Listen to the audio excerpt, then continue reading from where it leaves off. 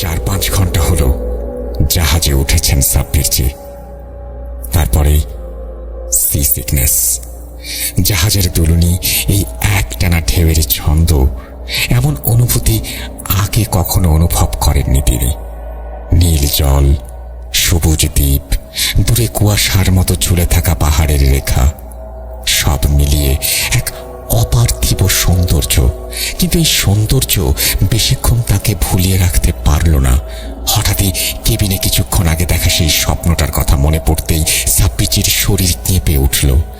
চোখের সামনে ভেসে উঠল নিষিদ্ধ দ্বীপ, শয়তান জিন তার রক্ষী, মাঝির নিথর শরীর, আর কালো শাড়ি হিজাবে মোড়া সেই মধ্যবয়স্কা নারী।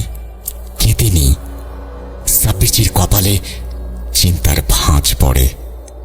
তিনি তখন খুব স্পষ্টভাবে একটা সত্যি উপলব্ধি করছিলেন, মানুষ হিসেবে তাঁরও সীমা আছে। বারবার বিপদ থেকে বেঁচে যাওয়া মানেই ভাগ্য খুব ভালো বা তিনি অসম্ভব সাহসী, তা কিন্তু নয়। সমুদ্র তখনও দুলছে, আর সেই দুলুনির সঙ্গে সঙ্গে সাব্বিরজির মনে এক অজানা আশঙ্কা ধীরে ধীরে পাক খেয়ে উঠছে।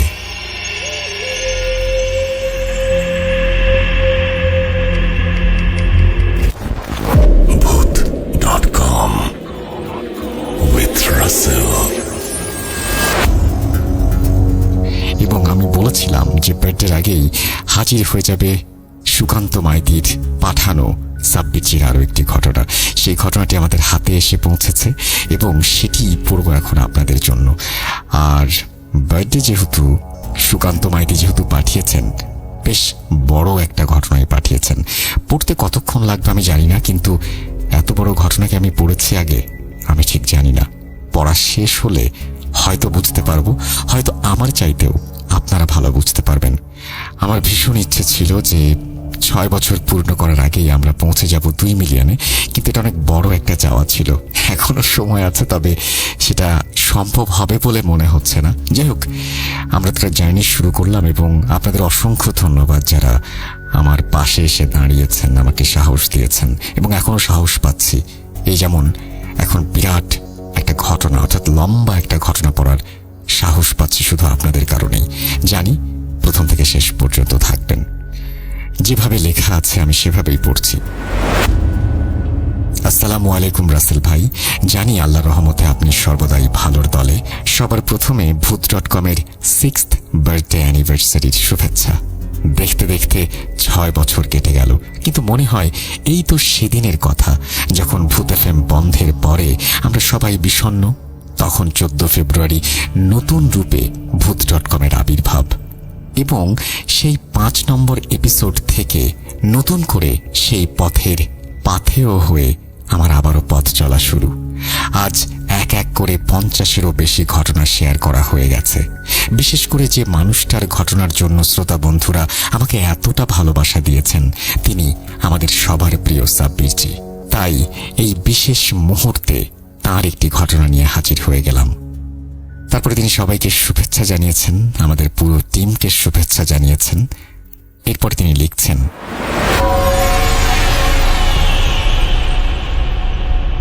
সাব্বিরজি শুধু চেয়ে চেয়ে দেখছিলেন।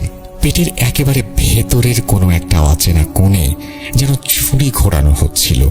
তীব্র ব্যথায় শ্বাস নেওয়াটাও ভারী হয়ে উঠেছিল। শরীরের প্রতিটা স্নায়ু জমে কাঠ, নড়বার মতো কোনো শক্তি নেই, এক ফোঁটাও না। ওপারের নিষিদ্ধ দ্বীপের ঠিক সীমানায় শয়তান জিনেদের আস্তানার সামনে দ্বার রক্ষীটা দাঁড়িয়েছিল। লম্বা, অস্বাভাবিক চওড়া কাঁধ, চোখ দুটো যেন আগুন জ্বলা গর্ত। সে হঠাৎই বোটটা ছুঁড়ে ফেলে দিল সাব্বিরজির পায়ের সামনে। বালির ওপর ধাক্কা খেয়ে বোটটা ঘুরে গিয়ে বালির সঙ্গে ঘষা খেয়ে কর্কশ শব্দ করে থমকে দাঁড়ালো। মাঝি তখনও চিৎকার করছিল, আগেও বলেছিল, তখনও বলছে, স্যার পালান, আপনি পালান। কণ্ঠটা কাঁপছিল, গলা শুকিয়ে কাঠ, চোখে ভেজা আতঙ্ক। কিন্তু সাব্বিরজি তো রক্ত মাংসের মানুষ। সেদিন ভয়কে তিনি কেবল অনুভব করেননি, চাক্ষুষ দেখেছিলেন। সেই ভয় তার পা দুটোকে কাপুরুষের মতো কাঁপিয়ে দিয়ে একেবারে আটকে দিয়েছিল। পা যেন অসাড় হয়ে গিয়েছে, মাটির সঙ্গে গেঁথে গেছে। দৌড়ানোর কথা ভাবাই অসম্ভব। চেয়ে চেয়ে দেখা ছাড়া আর কোনো উপায় ছিল না। দ্বাররক্ষীর শয়তান জিনটা একবার মাঝির দিকে তাকালো, তারপর অদ্ভুত এক ইশারা করল, যেন চোখের ভাষায় কিছু বলছে। মাঝির মুখ আরো ফ্যাকাশে হয়ে গেছে। এরপর সে ধীরে ধীরে ঘাড় ঘুরিয়ে সাব্বিরজির দিকে তাকালো। ঠোঁট বেঁকিয়ে এক বিকৃত হাসি, আর সেই হাসির ভেতর দিয়ে বেরিয়ে এলো কণ্ঠ ভাঙা কিন্তু ধারালো, বলেছিলি না সাহস থাকে তো সামনে আয়। একটু থেমে সে আরো কাছে এগিয়ে এলো। আমাদের সর্দার আলোয়ারের আসার প্রয়োজন নেই, আমিই তোর জন্য যথেষ্ট। এসে তো পড়েছিস, যাবি কিভাবে? শব্দগুলো যেন বাতাসে নয়, সরাসরি সাব্বিরজির বুকের ভেতরে ঢুকে বিঁধছিল। শয়তানটা বলতে বলতেই মাঝিকে টেনে তুলে নিল বালির ওপর। মুহূর্তের মধ্যে দৃশ্যটা বদলে যায় দুঃস্বপ্নে। সাব্বিরজির হাত কাঁপছিল। তসবিটা পকেটেই ছিল তিনি জানতেন, কিন্তু সেটার দিকে হাত বাড়ানোর শক্তিটুকুও যেন কেউ কেড়ে নিয়েছে। চোখ সরাতে পারছেন না, শরীর নাড়াতে পারছেন না। কাপুরুষের মতো তাকিয়ে থাকা ছাড়া আর কিছুই করতে পারছিলেন না তিনি। এক ফোঁটাও নড়েননি। মাথার ভেতর তখন কি চলছিল তিনি নিজেও জানতেন না। শুধু দেখলেন দ্বাররক্ষী জিনটা এক হাত দিয়ে মাঝির গলা চেপে ধরেছে। কোনো চিৎকার নেই, কোনো আর্তনাদ নেই। হঠাৎ একটা শব্দ হলো, যেন শুকনো ডাল ভাঙার আওয়াজ। ঠিক সেই মুহূর্তেই পাশের খাঁড়িতে বোটটা দাম করে শব্দ তুলে তলিয়ে গেল। দৃশ্যটা এমন ছিল যেন কোনো অদৃশ্য তিমি বোটটাকে টেনে হিঁচড়ে জলের নিচে নিয়ে গেছে। জলটা একবার ফুলে উঠল, তারপর নিস্তব্ধ। আবার সাব্বিরজি দেখলেন মাঝে যেন ঝরঝরে বালুর মতো ঝরে পড়ছে। শরীর, মাংস, হাড় সবকিছু ধীরে ধীরে গুঁড়ো হয়ে বালির সঙ্গে মিশে গেল। কয়েক সেকেন্ডের মধ্যেই সেখানে আর কোনো মানুষ ছিল না, শুধু বালি, নীরব বালি। সাব্বিরজি স্তব্ধ। আর একটা জীবন, আর একটা রূহ চলে গেল। ঠিক তখনই এক অদ্ভুত অনুভূতি তাঁকে গ্রাস করল। হঠাৎ মনে হলো কেউ যেন তাঁকে জলের মধ্যে ছুঁড়ে দিয়েছে বাঁচানোর জন্য। আবার সেই একই সত্তা তাকে টেনে তুলে আনছিল জলের গভীর থেকে। শরীর ঠান্ডা, মাথায় ঝিমুনি ভাব। বাস্তব আর অবাস্তবের মাঝখানে ঝুলে আছেন তিনি। তার চেয়েও ভয়ঙ্কর অকল্পনীয় দৃশ্যটা তখন চোখে পড়ল। দ্বাররক্ষী জিনের থেকে একটু দূরে আড়ালে সেই মুহূর্তে একজন দাঁড়িয়েছিলেন, সন্ত্রস্ত অবস্থায় কিন্তু দৃঢ় দৃষ্টিতে সাব্বিরজির দিকে তাকিয়ে, চোখে গভীর উদ্বেগ, যেন যতটা সম্ভব তাকে সাবধান করতে চাইছেন। তিনি একজন মধ্যবয়স্কা নারী, পরনে কালো শাড়ি, মাথায় কালো হিজাব। বাতাসে তার শাড়ির আঁচল একবার কেঁপে উঠল। আলো আঁধারির ভেতরেও মুখটা স্পষ্ট।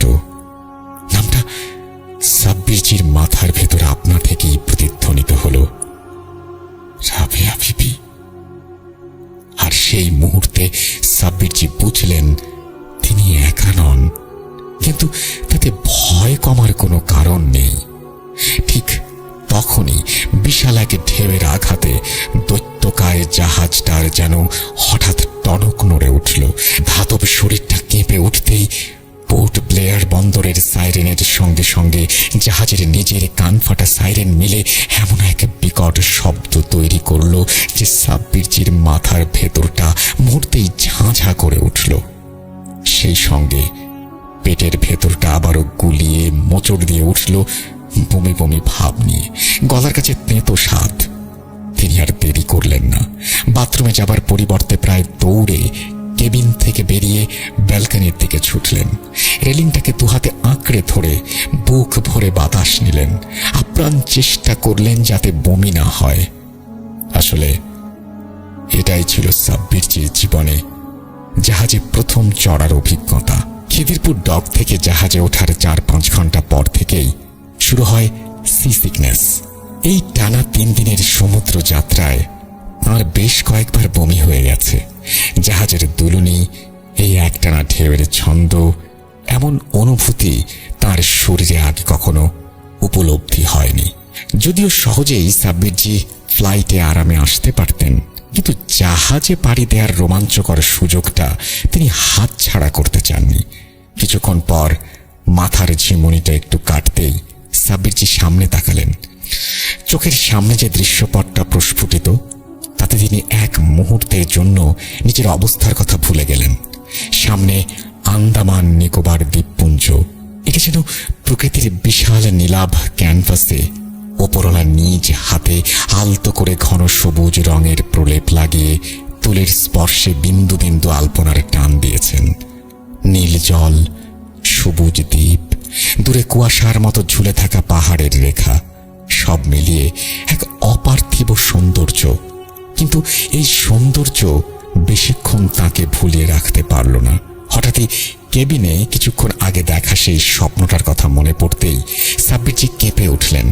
চোখের সামনে ভেসে উঠল নিষিদ্ধ দ্বীপ, শয়তান জিন তার রক্ষী, মাঝির ঝরে পড়া শরীর, আর কালো শাড়ি হিজাবে মোড়া সেই মধ্যবয়স্কা নারী। সাব্বিরজির কপালে অজান্তেই চিন্তার ভাঁজ পড়তে শুরু করল।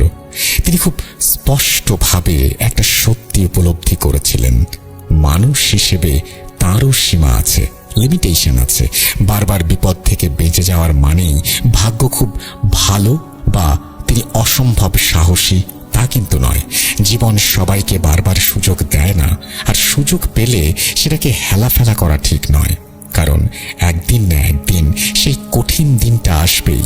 এটাই নিয়তি, এটাই বাস্তবতা। এই ভাবনাটাই তার বুকের ভেতরটাকে ভারী করে তুলছিল। আর দেরি না করে তিনি চোখ বন্ধ করে জিয়াউদ্দিন সাহেবকে স্মরণ করলেন। সমুদ্রের বাতাসের ভেতরেই যেন এক গম্ভীর উপস্থিতি নেমে এলো। কিছুক্ষণের মধ্যেই জিয়াউদ্দিন সাহেবের কণ্ঠ ভেসে উঠল, গভীর, সংযত, কিন্তু অস্বস্তিতে ভরা। তিনি স্পষ্ট করে জানালেন, আন্দামানে ঘোরাটা নিছকই সাধারণ কোনো ভ্রমণ হবে না। এই ট্রিপে এমন কিছুর মুখোমুখি হতে চলেছেন সাব্বিরজি যার বিভৎসতা কল্পনারও বাইরে। যেটা সামনে আসছে সেটা শুধুই ভয়ঙ্কর নয়, অশুভ। আর স্বপ্নে রাবেয়া বিবিকে দেখার অর্থও ব্যাখ্যা করলেন তিনি। এই ভয়ঙ্কর পরিস্থিতির মোকাবেলার জন্য শুধু তাঁর উপস্থিতি যথেষ্ট নাও হতে পারে। রাবেয়া বিবির প্রয়োজন পড়বে। তার সাহায্য ছাড়া সামনে যা আসছে তার মোকাবেলা করা কঠিন হবে। তবে বিপদটা ঠিক কি আর কোথা থেকে আসবে সেটা তখনও জিয়াউদ্দিন সাহেব নিজেও আঁচ করতে পারেননি। সমুদ্র তখনও দুলছে, আর সেই দুলুনির সঙ্গে সঙ্গে সাব্বিরজির মনে এক অজানা আশঙ্কা ধীরে ধীরে পাক খাচ্ছিল। আন্দামানে আসার পর 3 দিন কেটে গেছে। এই কদিনে সাব্বিরজি যেমন কিছু দর্শনীয় স্থান ঘুরে দেখেছেন, তেমনি এমন কিছু ঘটেছে যার কোনো যুক্তিসঙ্গত ব্যাখ্যা তার নিজের কাছেও নেই। ঘটনাগুলো ছিল অকল্পনীয়, লোমহর্ষক, এবং প্রতিটা মুহূর্তে যেন অদৃশ্য কোনো শক্তির উপস্থিতি তার খুব কাছাকাছি ঘোরাফেরা করছিল।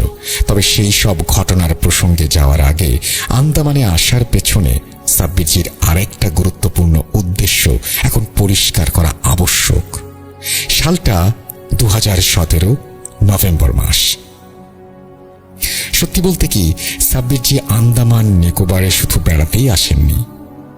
হাওয়া বদলের পাশাপাশি তার আরেকটা বড় কারণ ছিল একজন দূর সম্পর্কের চাচার পরিবারের সঙ্গে দেখা করা বললেও ভুল হবে, বলা ভালো ওনাদের জীবনে নেমে আসা কিছু অস্বাভাবিক অতি প্রাকৃতিক সমস্যার সমাধানের চেষ্টা করা। অর্থাৎ এক ঢিলে দুই পাখি মারার মতো ব্যাপার। তা না হলে সাব্বিরজির মতো ব্যস্ত মানুষ শুধুমাত্র বেড়ানোর উদ্দেশ্যে এত দূর পাড়ি দিবেন, এটা ভাবাই কঠিন। সেই দূর সম্পর্কের চাচার নাম হুমায়ুন আলী আহমদ। হুমায়ুন সাহেব জন্মসূত্রে ভারতের মূল ভূখণ্ড পশ্চিমবঙ্গের বহরমপুরের বাসিন্দা হলেও 70-এর দশকে জীবিকার তাগিদে আন্দামানে চলে আসেন। প্রথমে সামান্য ব্যবসা, পরে ধীরে ধীরে সেটাই বড়। শেষমেশ আন্দামানের এক প্রত্যন্ত ছোট দ্বীপে তিনি পাকাপাকিভাবে বসবাস করতে শুরু করেন। সমুদ্র আর জঙ্গলে ঘেরা এই দ্বীপেই তাঁর সংসার, পরিবার আর জীবনের বাকি দিনগুলো সেখানেই কাটাতে থাকেন। দূরত্বের সত্ত্বেও হুমায়ুন সাহেবের সঙ্গে সাব্বিরজির পরিবারের সম্পর্ক কখনোই আলগা হয়নি। যোগাযোগ ছিল ঘনিষ্ঠ। এমনকি 80-র দশকে হুমায়ুন সাহেব মারা যাবার পরেও ব্যবসার কাজে কিংবা অন্য কোনো প্রয়োজনে হুমায়ুন সাহেবের পরিবারের কেউ কলকাতায় এলে তারা প্রায় নিয়ম করেই সাব্বিরজির বাড়িতেই উঠতেন। সেই বাড়ির ভেতরেই বহু রাতে গল্পগুজব হয়েছে, হাসি ঠাট্টা হয়েছে, আর মাঝে মধ্যে এমন কিছু কথা হয়েছে যা তখন সাধারণ মনে হলেও আজ ফিরে তাকালে অন্যরকম লাগে। কিছুদিন আগে হঠাৎই হুমায়ুন সাহেবের পরিবারের ওপর নেমে আসা অদ্ভুত সমস্যার কথা সাব্বিরজির কানে আসে। সমস্যাগুলো যে সাধারণ নয় সেটা ফোনেই বোঝা যাচ্ছিল। কথার ফাঁকে ফাঁকে ছিল অজানা আতঙ্ক, চাপা ভয় আর না বলা অনেক ইঙ্গিত। সেই খবর পাওয়ার পর থেকেই সাব্বিরজির মনে একটা অস্বস্তি কাজ করছিল। তাই সিদ্ধান্ত নেন আন্দামানে যেতে হবে। একদিকে আত্মীয়ের বিপদ, অন্যদিকে বহুদিন কোথাও বেড়াতে না যাওয়ার ক্লান্তি, দুটোই একসাথে মিটিয়ে নেওয়ার সুযোগ। কিন্তু একটা ব্যাপার শুরু থেকেই অদ্ভুত ছিল। আন্দামানে পৌঁছেও সাব্বিরজি সরাসরি হুমায়ুন সাহেবদের বাড়িতে ওঠেননি। তার বদলে তিনি পোর্ট ব্লেয়ারের একটি হোটেলে উঠলেন।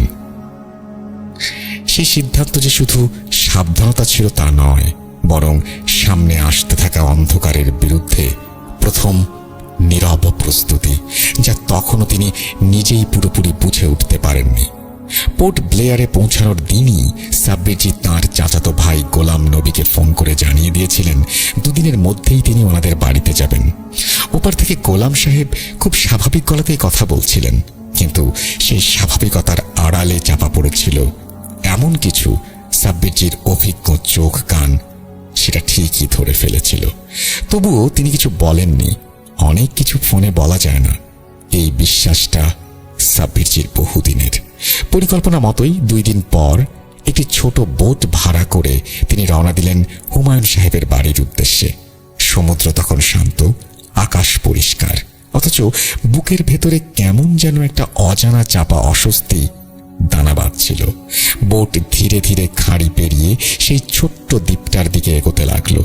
দূর থেকে দ্বীপটাকে দেখতে যতটা শান্ত আর সুন্দর মনে হচ্ছিল, কাছে আসার সাথে সাথেই ততটা যেন নিঃশব্দ আর ভারী হয়ে উঠেছিল চারপাশ।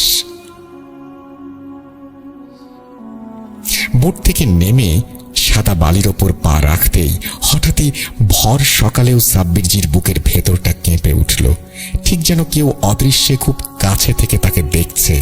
পকেটে রাখা তসবিটা আচমকা গরম হয়ে উঠতে শুরু করলো, এমন গরম যে এক মুহূর্তে হাত ঢোকাতে গিয়েও থমকে গেলেন তিনি। এই অনুভূতি তাঁর অচেনা নয়। বহু জায়গায় বহু বিপদের আগে তিনি এমন সতর্ক সংকেত পেয়েছেন, তবুও তিনি সেটাকে আপাতত গুরুত্ব না দিয়ে গোলাম সাহেবের দেয়া ঠিকানার দিকে পা বাড়ালেন। দ্বীপটার ভেতরের রাস্তাটা অদ্ভুত রকমের। সবুজ গাছপালা, উঁচু উঁচু নারকেল গাছ আর ঘন জঙ্গলের পাশ দিয়ে সরু কালো পিচের রাস্তা যেন কোনো নিয়ম মানে না। সোজা না গিয়ে সাপের মতো এঁকে বেঁকে সমুদ্রের খাঁড়ির ধার ঘেঁষে জঙ্গলের ভেতর হারিয়ে গেছে। মাঝে মাঝে দূরে দূরে 2-1টা বাড়ি চোখে পড়লেও গোটা দ্বীপটাই ভীষণ নির্জন। মানুষের উপস্থিতি আছে কিন্তু প্রাণ নেই, এমন একটা অনুভূতি। বাজার এই দ্বীপে নেই। পাশে তুলনামূলক বড় একটা দ্বীপে বাজার, আর তারপরেই ছড়িয়ে ছিটিয়ে রয়েছে আরো কিছু টাপু, যেগুলো মানুষের জন্য নিষিদ্ধ। সেসব টাপুর দিকে তাকালেই কেমন যেন চোখ সরিয়ে নিতে ইচ্ছে করছিল সাব্বিরজির, ঠিক যেন ওদিক থেকে কিছু একটা তাকিয়ে আছে। অবশেষে হুমায়ুন সাহেবের বাড়ির সামনে পৌঁছালেন তিনি। সবুজ ঘাসের ওপর দাঁড়ানো প্রশস্ত বাড়িটা দেখে প্রথম নজরেই মনে হলো এই বাড়ি সময়ের সঙ্গে কথা বলে। খোলা উঠোনে রোদ নেমে এসেছে, চারিদিকে রং বাহারি ফুলের গন্ধ ভাসছে বাতাসে। সারি সারি নারকেল গাছ, পাতার ফাঁক দিয়ে বাতাসের মৃদু শোঁ শোঁ শব্দ, টালির ছাউনি, সব মিলিয়ে একটা শান্ত গ্রাম্য সাউথ ইন্ডিয়ান বাড়ির আদল। বাইরে থেকে দেখলে কারোরই মনে হবে না এই বাড়ির দেয়ালের ভেতরে কিছু অস্বাভাবিকতা লুকিয়ে আছে। কিন্তু সাব্বিরজির চোখে সেই শান্তির আড়ালে চাপা অস্বস্তির ছায়া ঠিকই ধরা পড়েছিল। গেটের সামনে পৌঁছাতেই তিনি দেখলেন গোলাম সাহেব নিজেই দাঁড়িয়ে আছেন তাকে রিসিভ করার জন্য। মুখে হাসি, অথচ ঠিক সেই হাসি যেন চোখ পর্যন্ত পৌঁছায়নি। সাদরে আপ্যায়ন করে সাব্বিরজিকে বাড়ির ভেতরে বৈঠকখানায় নিয়ে বসালেন তিনি। চা এলো, কিছু সাধারণ কথাবার্তা হলো, কিন্তু কথা বলার মাঝেই সাব্বিরজির চোখ এড়ালো না গোলাম সাহেবের চোখে মুখে সেই ভয় আর আতঙ্কের ছাপ। সেই বাড়িতে ঢোকার আগেই জিয়াউদ্দিন সাহেব অদৃশ্য থেকে তাকে সতর্ক করে দিয়েছিলেন, সব কথা শোনো আর ভেতরে ভেতরে প্রস্তুত থাকো। সেই সতর্ক বার্তা মনে রেখেই সাব্বিরজি আর অপ্রাসঙ্গিক কথায় সময় নষ্ট না করে গম্ভীর গলায় গোলাম সাহেবের দিকে তাকিয়ে জিজ্ঞেস করলেন, সমস্যাটা কি আসলে গোলাম? ফোনে তো কিছুই পরিষ্কার করে বললে না। এই প্রশ্নটা যেন বহুদিন ধরে চেপে রাখা কোনো বাঁধ ভেঙে দিল। গোলাম সাহেব এক মুহূর্ত চুপ করে রইলেন। মনে হলো কথাগুলো বলতে গিয়েই গলা শুকিয়ে গেছে, চোখের দৃষ্টি মেঝেতে আটকে। দুহাতের আঙুল একে অপরের মধ্যে জড়াজড়ি করে তিনি ধীরে ধীরে বলতে শুরু করলেন, আপনি তো জানেন সাব্বির ভাই, 70-এর দশকে আব্বা পাকাপাকি ভাবে এখানে ব্যবসা শুরু করেন। প্রথমে মাছের আড়ত, খাঁটি পরিশ্রমের কাজ।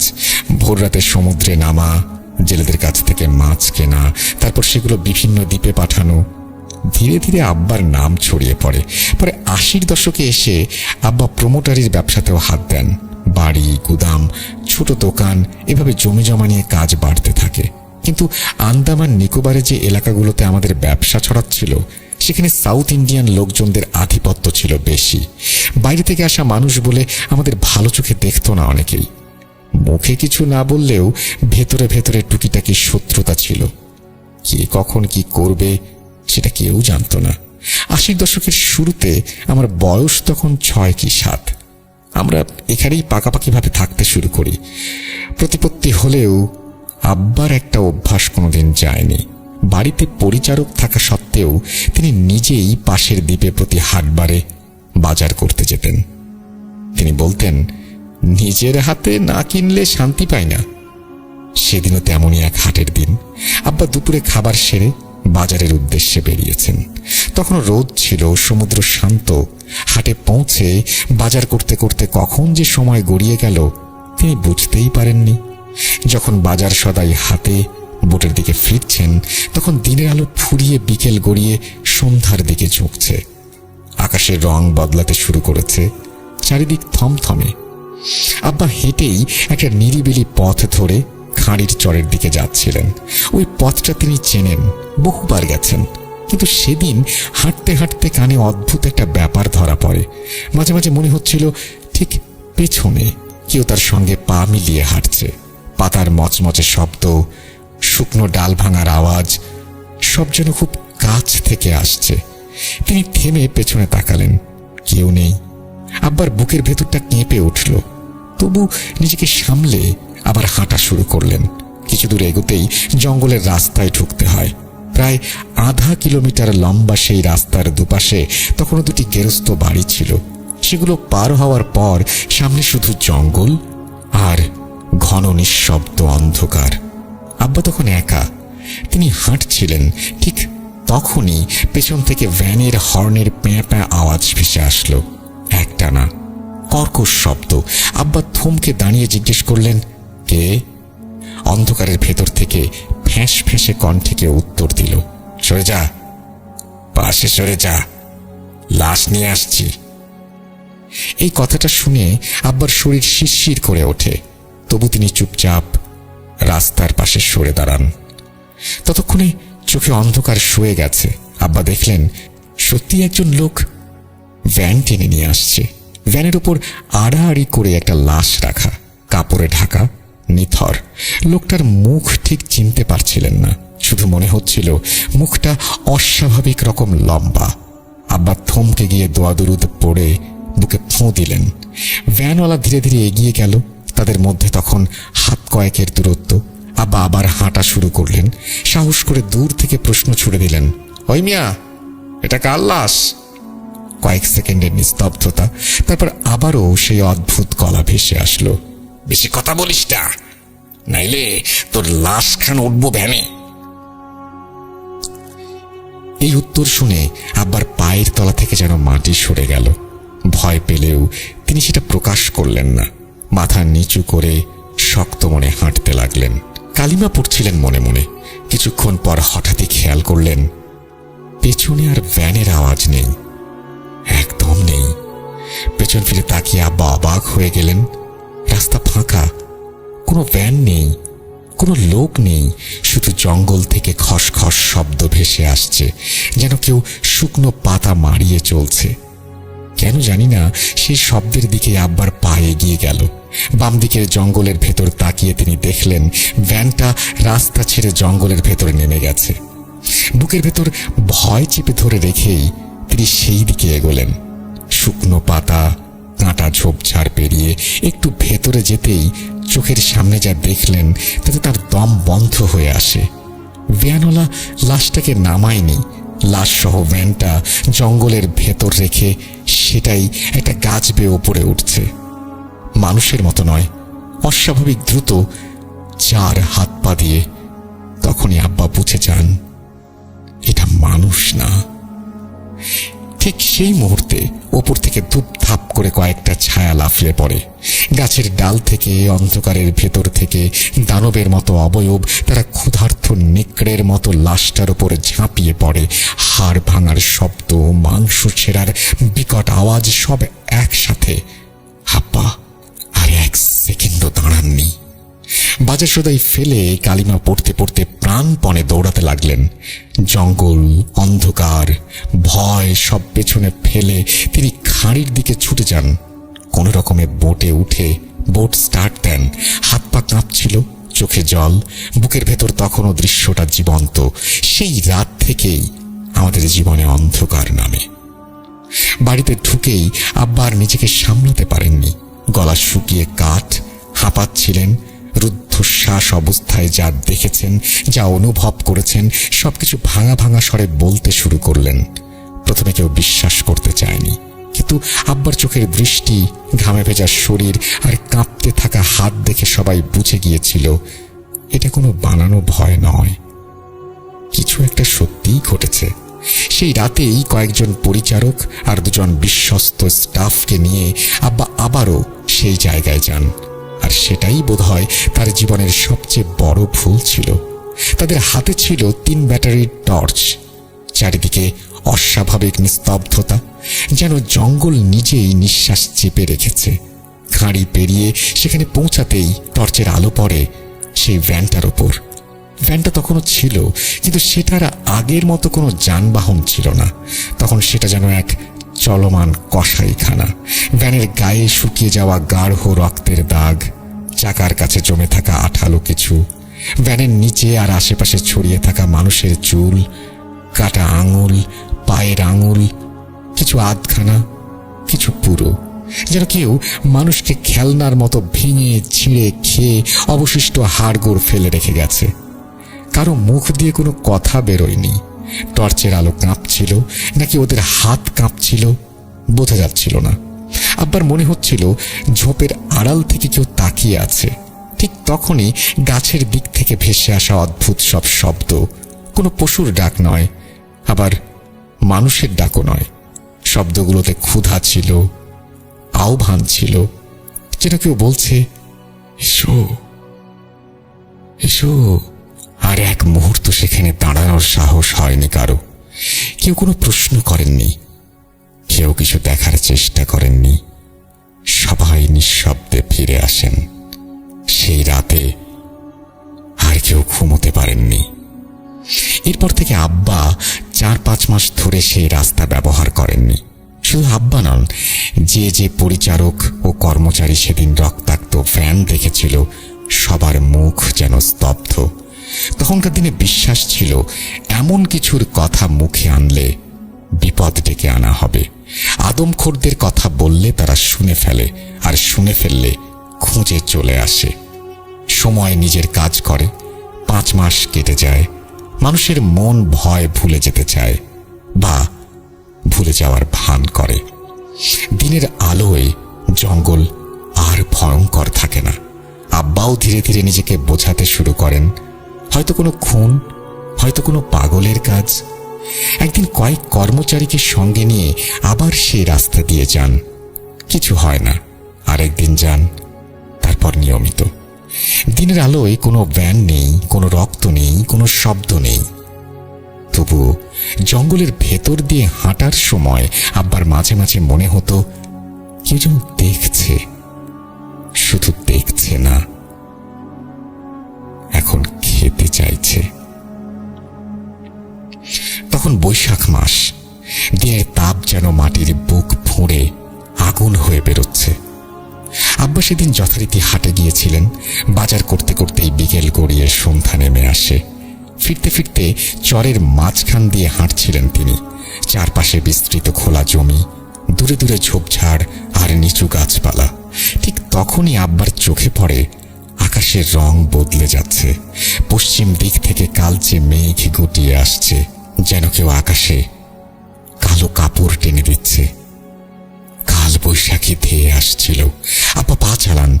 গরম হাওয়া হঠাৎ ঠান্ডা হয়ে যায়, কিন্তু সেই ঠান্ডায় কোনো স্বস্তি নেই, আছে অশুভ পূর্বাভাস। কিছু দূর যেতেই বাতাস জোরে বইতে শুরু করে। খোলা চরের ওপর দিয়ে ধুলোবালি উড়ে এসে চোখে মুখে লাগে। আব্বা বুঝতে পারেন ঝড় আসার আগেই জঙ্গলের রাস্তা পেরোতে হবে, কিন্তু ঠিক কখন যে তিনি সেই জঙ্গলের মাঝের সরু রাস্তাটায় ঢুকে পড়েছেন নিজেও খেয়াল করেননি। হঠাৎ চারপাশের শব্দ বদলে যায়। মাঠের খোলা বাতাস নেই, তার জায়গায় গাছের পাতার ঝড়ো ঝড়ো আওয়াজ। মাথার ওপর উঁচু গাছগুলো বাতাসে দুলছে, ডালপালা একে অপরের গায়ে ধাক্কা খেয়ে কর্কশ শব্দ তুলছে। বাতাসের সাথে সাথে বিদ্যুতের গর্জন শোনা যাচ্ছে দূরে। আকাশের এক কোণে হালকা আলো দেখা গেলেও গাছের পাতার ফাঁক দিয়ে যে আকাশটা দেখা যাচ্ছে সেটা অস্বাভাবিক রকমের লাল, অশান্ত। আব্বা এগিয়ে যাচ্ছিলেন। হঠাৎ তার মনে পড়ে যায় জায়গাটার কথা। বাম দিকের সেই মোড়টা, যেখানে কয়েক মাস আগে রাতে দাঁড়িয়ে থাকতে দেখেছিলেন সেই ভ্যানটাকে। লাশ ভর্তি ভ্যান। ভেবে বুকটা হালকা কেঁপে ওঠে, কিন্তু তিনি নিজেকে বোঝান দিনের আলোয় কিছু হবে না। ঠিক তখনই বিদ্যুতের ঝলক। এক পলকের জন্য আব্বার চোখে পড়ে সেই জায়গায় একটা ভ্যান দাঁড়িয়ে আছে, কালো, নোংরা, বিকৃত। পরের মুহূর্তে অন্ধকার। আব্বা আবারও পেছনে তাকান। কিছু নেই, রাস্তা ফাঁকা, শুধু গাছপালা দুলছে। কিন্তু তার শরীরের লোম খাড়া হয়ে যায়। এটা ভ্রম ছিল না, বুকের ভেতর অজানা আতঙ্ক দানা বাঁধে। এবার তিনি হাঁটা ছেড়ে দৌড়াতে শুরু করেন। বাতাস তীব্র হয়ে উঠেছে। প্রথম বৃষ্টির ফোঁটা গায়ে পড়ে, তারপর ভারী বৃষ্টি। ঘন জঙ্গলের ভেতর দিয়ে দৌড়াতে দৌড়াতে আব্বার জামা ভিজে চামড়ায় লেপ্টে যায়। কাদা জলে পা পিছলে যাচ্ছিল, তবু প্রাণ ভয়ে থামেননি তিনি। হঠাৎ একটা শব্দ। ঝোপঝাড় ভেঙে কেউ দৌড়ে বেরিয়ে আসছে।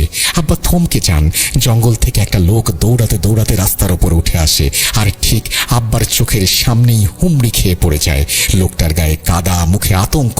সে ওঠার চেষ্টা করছিল, কিন্তু তার আগেই পেছন থেকে কয়েকটা মানুষের মতো অবয়ব বেরিয়ে আসে। মানুষের মতো, কিন্তু মানুষ না। বিদ্যুতের আলোয় আব্বা আবছাভাবে দেখেন চোখ দুটো অস্বাভাবিক বড়, শরীরগুলো কুঁজো, হাতগুলো অস্বাভাবিক লম্বা, কুচকুচি কালো। কারো হাতে বর্ষা, কারো হাতে মোটা লাঠি। রাস্তায় পড়ে থাকা লোকটা চিৎকার করতে যাচ্ছিল, কিন্তু শব্দ বেরোনোর আগেই প্রথম আঘাতটা পড়ে। তারপর একের পর এক মাংসের ওপর লাঠির শব্দ, হাড় ভাঙার আওয়াজ, লোকটার গলা দিয়ে বেরোতে থাকা চাপা গোঙানি। আব্বা প্রাণ ভয়ে ঝোপের মধ্যে লুকিয়ে পড়েন। তার নিঃশ্বাস বন্ধ হয়ে আসে আতঙ্কে। চোখ বন্ধ করতে চান কিন্তু পারেন না। বিদ্যুতের ঝলকে তিনি দেখেন অবয়বগুলো লোকটাকে মেরে ফেলে আবার জঙ্গলের অন্ধকারে মিলিয়ে গেল, যেন কিছুই ঘটেনি। বৃষ্টি পড়ছিল অবিরাম। আব্বার শরীর ভিজে একাকার, কিন্তু তিনি নড়তে পারছিলেন না। তার সামনে একটা মার্ডার হয়েছে। যদি ওরা আশেপাশেই থাকে, যদি শব্দ শুনে ফিরে আসে, তখনই আব্বার মাথার ভেতর একটা কথা ঘুরছিল। দৈত্য দানব শুধু বইয়ের পাতায় থাকে না, আসল দৈত্য দানব মানুষেরই মতো দেখতে। কিন্তু তার চিন্তা শক্তির শ্বাসরোধ করে আচমকাই প্যাঁ প্যাঁ প্যাঁ শব্দ। ভ্যানের হর্নের বিকট আওয়াজ ভেসে আসে। আব্বার বুকের ভেতর যেন কিছু ফেটে যায়। তিনি আঁতকে উঠে মাটিতে পড়ে যান। হাত পা খিঁচুনির মতো কাঁপতে থাকে। চোখ তুলতেই দেখেন ভ্যানটা তার ঠিক সামনে এসে দাঁড়িয়েছিল। ভ্যানের ওপর থেকে চালক নেমে আসে, লম্বা হাড্ডিসার, মুখে বিদঘুটে হাসি, চোখ দুটো অস্বাভাবিক উজ্জ্বল। আব্বার দিকে তাকিয়ে হেসে বলে, কিরে তুই এখানে? তোকে কতদিন খুঁজেছি, কিন্তু কোনো হদিশ পাইনি, আজ পেয়েছি। বলতে বলতে সে ভ্যানটা ঠেলে নিয়ে যায় রাস্তার ওপর পড়ে থাকা লোকটার দিকে। বিদ্যুতের আলোয় আব্বা আবার দেখতে পান ভ্যানের ওপর আগেই দুটো রক্তাক্ত লাশ পড়ে আছে। ভ্যানটা থামে। কয়েক সেকেন্ডের নিস্তব্ধতা। তারপর আব্বা নিজের কানে পরিষ্কার শুনলেন লোকটা তখনও বেঁচে আছে। ক্ষীণ গোঙানি। ভ্যানওয়ালা বিরক্ত গলায় বলেন, ইস রে, মরেনি, জিন্দা খাবে কি করে? এই কথার পর যা ঘটল তা কোনো মানুষের কাজ নয়। ভ্যানওয়ালা লোকটার বুকের ওপর উঠে দাঁড়ায়, তারপর লাফাতে থাকে। ধুমধাম শব্দে লোকটার বুক দেবে যায়। মুখ দিয়ে ফিনকি দিয়ে রক্ত বেরিয়ে আসে। কয়েকটা লাফের পর লোকটার শরীর নিথর হয়ে যায়। ভ্যানওয়ালা থামে। সে ধীরে ধীরে নেমে এসে লোকটার বুকে মাথা রাখে, যেন হার্টবিট শুনছে। কয়েক সেকেন্ড পর সে আব্বার দিকে তাকিয়ে উল্লাস করে বলে, এ দেখ, শেষ, শরীরে জান নেই। তারপর উঠে দাঁড়িয়ে বলে, চিন্তা খেলে লোকে জেনে যাবে, তাই মারলাম। বলতে বলতে সে লোকটার নিথর দেহটা বস্তার ভেতর ভরে কাঁধে তুলে নেয়। টুপুস করে শব্দ হয়। ভ্যানের ওপর ছুঁড়ে ফেলে দেয় লাশটা। তারপর ধীরে ধীরে আব্বার দিকে এগিয়ে আসে। কিরে, পড়ে থাকবি? হাসিটা আরো বিকৃত হয়ে ওঠে।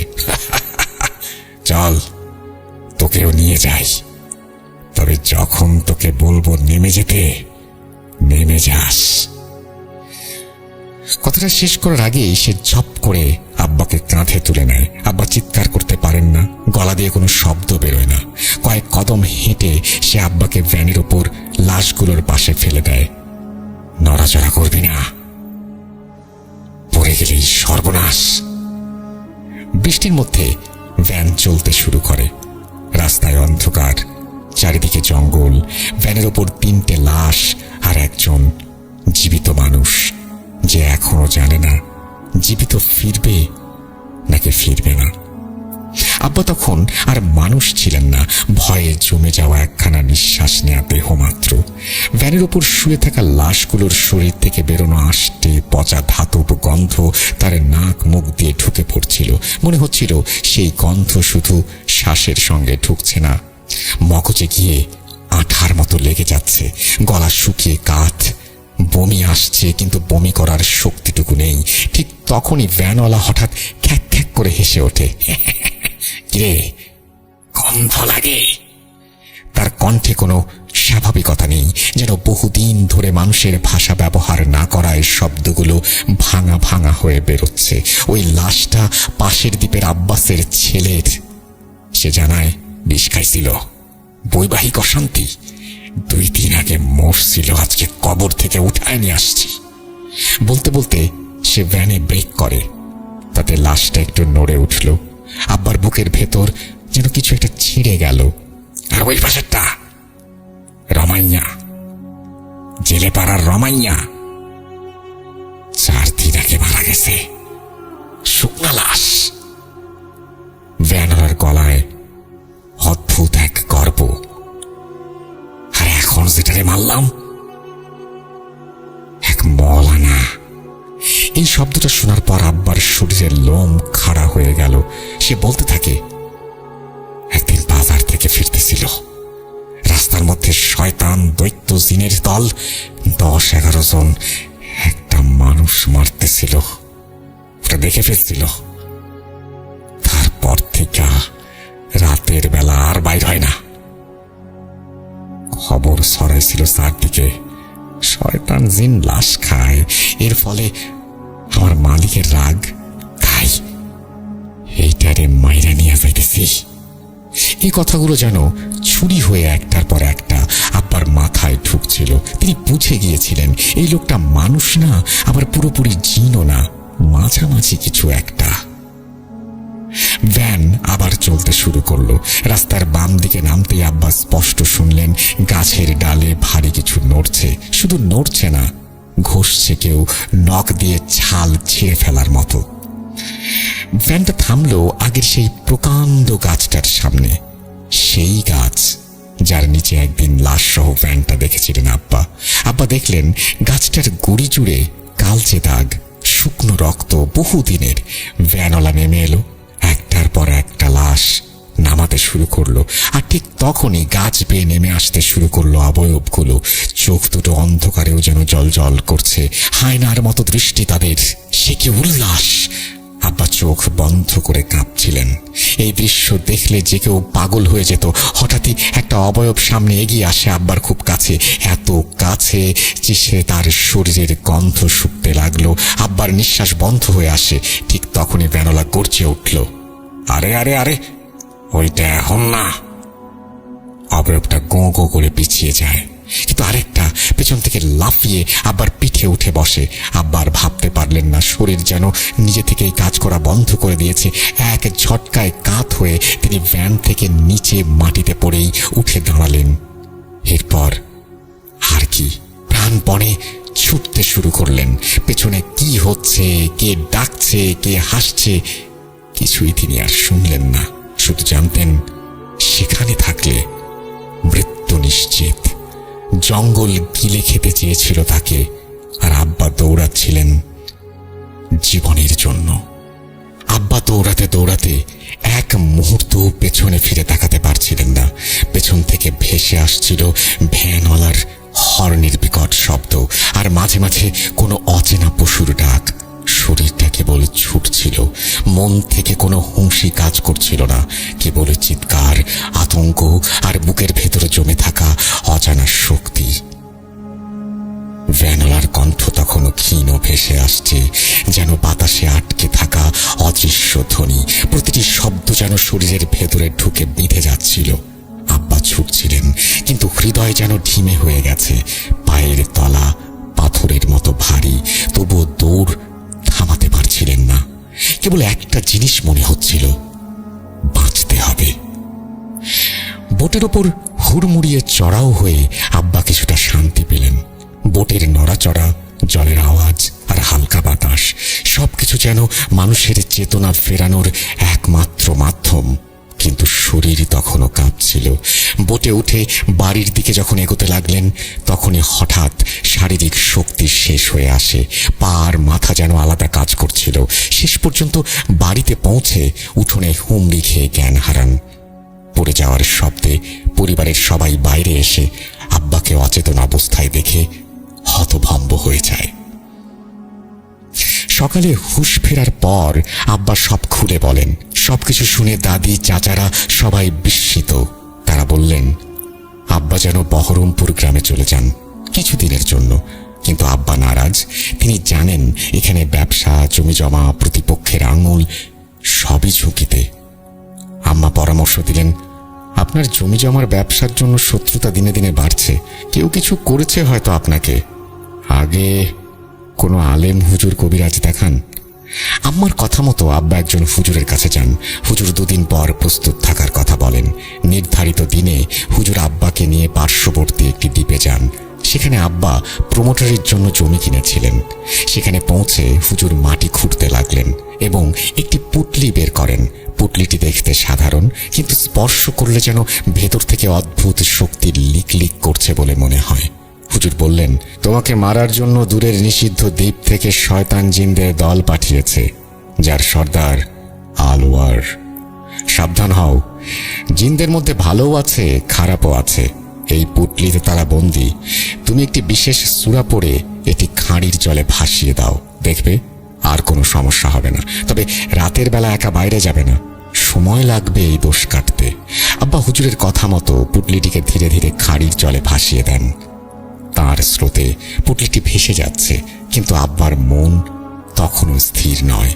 গোলাম সাহেব এই বলে থেমে পাশের জগ থেকে এক গ্লাস পানি গড়িয়ে খেলেন। সাব্বিরজির মনে তখন অদ্ভুত চাপের এক ঘোর নেমে এসেছে।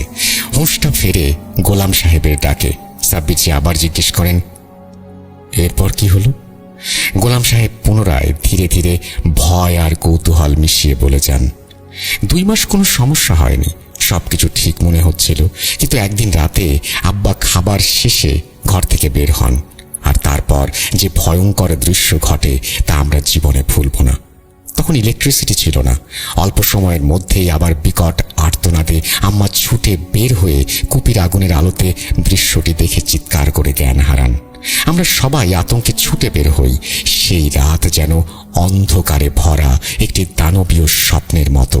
মৃদু আলোয় দেখা যায় আব্বার 2 হাত বাহুর জয়েন্ট থেকে ছিঁড়ে গেছে, পাও নেই, ফিনকি দিয়ে রক্ত ছুটছে, আর আব্বা আর্তনাদ করছে যন্ত্রণায়। পাশে আম্মা অচেতন, শ্বাস আটকে গেছে। ঘরের মধ্যে ভয় আর রক্তের গন্ধ মিশে এক অবর্ণনীয় আতঙ্ক তৈরি করেছে। আমি ঘর থেকে বের হওয়ার সময় অন্ধকারে একটি দৈত্যকায় ছায়া দেখলাম, অন্ধকারে মিলিয়ে যাচ্ছে। সঙ্গে ভ্যানের বিচ্ছিরি শব্দ মৃত্যুর বার্তা দিচ্ছিল। আব্বার আর কিছু মনে করার ছিল না। হাত পা ছেড়ে শরীর থেকে আলাদা, দেহ রক্তাক্ত, শ্বাস বেরিয়ে যাচ্ছে। এমন অবস্থা জীবনের চরম মুহূর্তের। আব্বাকে আর বাঁচানো যায়নি। পরবর্তী সময়ে বড় হয়ে আমি আম্মার কাছে এই সমস্ত ঘটনার বিস্তারিত শুনি। প্রতিটি শব্দ মনে অদৃশ্য ভয় ঠেলে দেয়। মনে হয় সেই রাতের রক্ত, ভ্যানের অশুভ আওয়াজ এখনো বাতাসে ভেসে বেড়াচ্ছে। আতঙ্ক, অজ্ঞাত শক্তির প্রভাব এবং মৃত্যু সংকেতের সেই মিলন সবই একটি অমোঘ অভিজ্ঞতা, যা আমাদের পরিবারের জন্য চিরকাল ছাপ হয়ে রয়ে গেছে। সাব্বিরজির মন মানসিকতা তখন সম্পূর্ণ অশান্ত। সর্দার আলোয়ারের নাম বারবার মাথায় বাজছে, যেন এক অদৃশ্য বলয়ের মতো ধীরে ধীরে ভাঙছে তার চিন্তার মণ্ডল। আন্দামানে এসে এই 2 দিনে যা দেখেছেন তা যেন সমস্ত যৌক্তিক সীমা অতিক্রম করেছে। তার চোখে ভাসছে লাশের ভয়ঙ্কর দৃশ্য, ভ্যানের ওপরে ছড়ানো রক্ত, গাছের ওপরে অদৃশ্য ছায়া মানবদের হাহাকার। তিনি নিজের মনকে বোঝানোর চেষ্টা করছেন এসব বাস্তব হতে পারে না, কিন্তু প্রতিটি নিঃশ্বাস তার মস্তিষ্কে অদ্ভুত তীব্রতায় দংশন করছে। হঠাৎ তার স্মৃতিতে ভেসে ওঠে হুজুরের কথাগুলো। শয়তান জিনদের দল পাঠানো হয়েছে, যার সর্দার আলোয়ার। এই নাম শুধু একটি শব্দ নয়, এটি যেন আকাশ থেকে নেমে আসা বরফের মতো, মাটি ছুঁয়ে সবকিছু জমিয়ে দিচ্ছে। সাব্বিরজি বুঝতে পারছেন এই বিপদ শুধু দুর্ঘটনা নয়, এটি পরিকল্পিত, সৃষ্ট এবং তাদের সামনে প্রতিটি মুহূর্তে পলকে পলকে ভয় সৃষ্টি করছে। এসব কিছু মিলিয়ে অশান্তির মধ্যে থাকা সত্ত্বেও তিনি জানতে চাইলেন, হুমায়ুন চাচার এই মর্মান্তিক ঘটনা বলার পেছনে কি এখনকার সমস্যাগুলো জড়িত? উত্তরে গোলাম সাহেব কিছুক্ষণ চুপ করে রইলেন। ঘরের আলো তখন অদ্ভুতভাবে কাঁপছিল। বাতাস নেই, অথচ শিখাটা দুলছে। তিনি শুকনো গলায় বললেন, কি বলবো ভাই, যোগসূত্র আছে আবার নেইও। তবে যে যাই বলে মনে হচ্ছে সেটাই একটু বাদে সামনে এসে দাঁড়াবে। তিনি চোখ নামিয়ে নিলেন। মনে হচ্ছিল কথা বলছেন না, বরং স্মৃতির কোনো অন্ধকার কুঠুরি খুলে ফেলেছেন। এই তো গত রোজার সময়ের কথা। গভীর রাত, সেহরির সময়ও হয়নি। হঠাৎ ঘুমের ভেতরেই কেমন একটা অশান্তি শুরু হলো। বুকের ভেতর চাপ, নিঃশ্বাস যেন ঠিক মতো নিতে পারছি না, আর কানের কাছে একটা শব্দ। প্রথমে বুঝিনি, পরে খেয়াল করলাম অ্যাম্বুলেন্সের সাইরেন।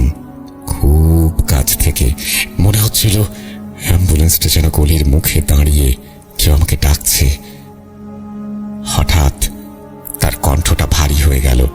ওই ওঠ, এই বলে কেউ যেন আমার নাম ধরে ডাকলো। গোলাম সাহেব বললেন, সেই ডাকটা স্বপ্নের মতো ছিল না, আবার বাস্তবও না। শব্দটা যেন সরাসরি কানের পর্দায় এসে আঘাত করেছিল। চমকে ঘুম ভেঙে যায়। চোখ খুলতেই দেখি ঘরের এক কোণে দাঁড়িয়ে আছে একটা লোক, কালো রঙের, কিন্তু ছায়া না, পুরো শরীরটাই যেন কালো। নার্সের মতো পোশাক, মাথায় ক্যাপ। লোকটা হাসছিল, কিন্তু সেই হাসিতে তার মুখের ভেতরে কোনো কিছু দেখা যাচ্ছিল না। ঠোঁটের ফাঁক দিয়ে শুধুই অন্ধকার। গোলাম সাহেবের গলা কাঁপছিল। মনে হচ্ছিল লোকটাকে আমি চিনি, খুব চিনি, কিন্তু কোথায় দেখেছি মাথায় আসছিল না। ঠিক তখনই লোকটা এগিয়ে এলো, খুব কাছে, এত কাছে যে আমি ওর নিঃশ্বাসের গন্ধ পাচ্ছিলাম। ওটা স্বাভাবিক মানুষের নিঃশ্বাস ছিল না, পচা লোহার গন্ধ। সে ফিসফিসিয়ে বলল, এখনই তোর শরীর কাত হয়ে পড়বে। এই কথাটা শোনা মাত্রই শরীরে খিঁচুনি শুরু হয়। এমন খিঁচুনি আগে কোনোদিন ওঠেনি। হাত পা শরীর নিজের নিয়ন্ত্রণে ছিল না। চোখের সামনে সব ঝাপসা। কাঁপতে কাঁপতে বিছানা থেকে পড়ে যাই। আর ঠিক তখনই হঠাৎ মনে পড়ে যায় বহু বছর আগের সেই রাত, আব্বার মৃত্যুর রাত। আব্বাকে সেদিন অ্যাম্বুলেন্সে তুলেছিল, খুব রক্ত পড়ছিল, আর তখনও সেই একই নার্স ছিল কালো পোশাকে। মুখটা সেই একই রকম কুৎসিত।